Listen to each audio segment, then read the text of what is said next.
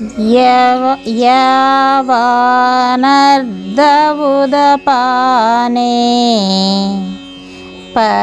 సర్వతః సంప్లుతోదకే తావాన్ సర్వేషు వేదేషు బ్రహ్మణస్య విజానతః. భావం: అన్ని వైపులా జలములతో నిండియున్న మహాజలాశయము అందుబాటులోనున్న వానికి చిన్న చిన్న జలాశయముల వలన ఎంత ప్రయోజనమో, పరమాత్మ ప్రాప్తినంది పరమానందమును అనుభవించు బ్రహ్మజ్ఞానికి వేదముల వలన అంతియే ప్రయోజనము. కర్మణ్యేవాధికారస్తే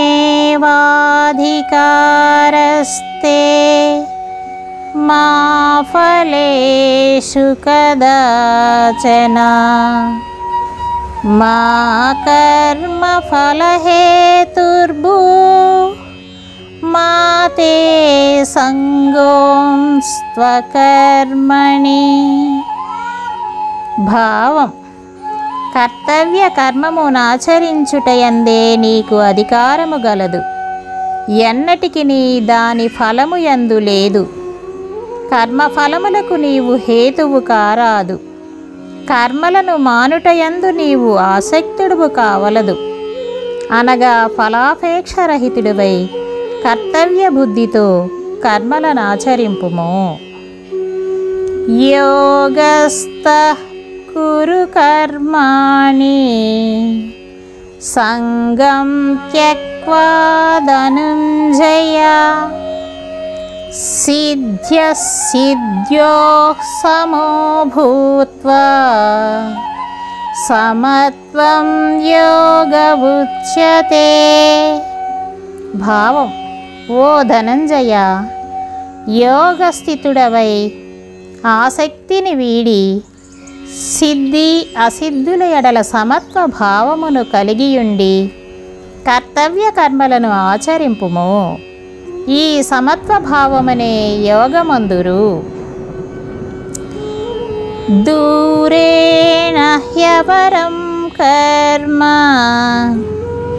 బుద్ధియోగాద్ ధనంజయ బుద్ధౌ శరణమన్విచ్ఛ కృపణాః ఫలహేతవః. భావం: ఈ సమత్వ బుద్ధి యోగము కంటెను సకామ కర్మ మిక్కిలి నిమ్న శ్రేణికి చెందినది. కావున ఓ ధనంజయ, నీవు సమత్వ బుద్ధి యోగమునే ఆశ్రయింపుము. ఏలనన ఫలాసక్తితో కర్మలు చేయువారు అత్యంత దీనులు, కృపణులు. బుద్ధియుక్తో జహాతిహ ఉభే సుకృత దుష్కృతే తస్మాద్యోగాయ యుజ్యస్వ యోగః కర్మసు కౌశలం. భావం: సమత్వ బుద్ధియుక్తుడైన వాడు పుణ్యపాపములను రెండింటినీ ఈ లోకమునందే త్యజించును. అనగా కర్మఫలములు వానికి అంటవు. కనుక నీవు సమత్వ బుద్ధి రూపయోగమును ఆశ్రయింపుము. ఇది ఏ కర్మాచరణమునందు కౌశలము. అనగా కర్మబంధముల నుండి ముక్తుడగుటకు ఇదియే మార్గము.